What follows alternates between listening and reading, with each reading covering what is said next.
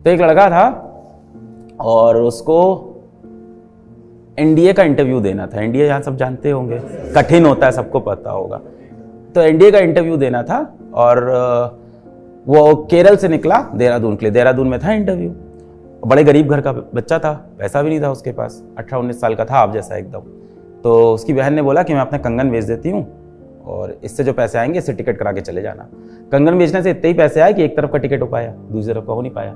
और एनडीए में यदि आप सेलेक्ट हो जाओ तो आने जाने का आपको पैसा वापस मिला। तो उसको पूरा भरोसा था कि मुझे आने जाने का पैसा मिल जाएगा। वो पहुंचा, ठीक है, उस बच्चे को पायलट बनना था तो गया भाई देहरादून में एनडीए के इंटरव्यू में और रिजेक्ट हो गया। कॉमन सी बात है, बहुत टफ होता है। रिजेक्ट हो गया। जैसे ही रिजेक्ट हुआ उसको लगा अब क्या करें, अब अपनी बहन को क्या मुंह दिखाएंगे, अपने पिताजी को क्या मुंह दिखाएंगे, कंगन बेच के यहाँ तक आए हैं, क्या इज्जत रहेगी हमारी। तो वो बच्चा चला गया पहाड़ की चोटी पे और चोटी के नीचे थी गंगा नदी। और फिर उसके मन में वही ख्याल आया जो हम सबके मन में कहीं ना कहीं कभी ना कभी तो आता ही है, मेरे मन में भी ऐसा क्या आता है। तो एक बार चोटी की तरफ जाए फिर पीछे चला जाए, क्योंकि डिसीजन लेना पड़ता है, ठीक है। जब वो ये सोच रहा था तो उसी टाइम वहां पे एक शिवानंद स्वामी आ गए इत्तेफाक से पहाड़ के ऊपर। तो शिवानंद स्वामी ने से पूछा कि बच्चा क्या कर रहे हो।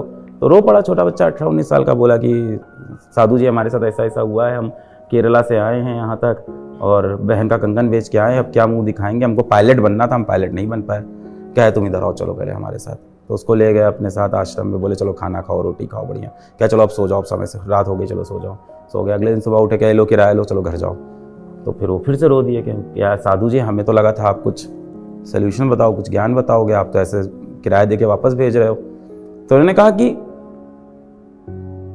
तुम पायलट आज इसलिए नहीं बन रहे हो क्योंकि भगवान ने तुम्हारे लिए कुछ बहुत बड़ा प्लान कर रखा है।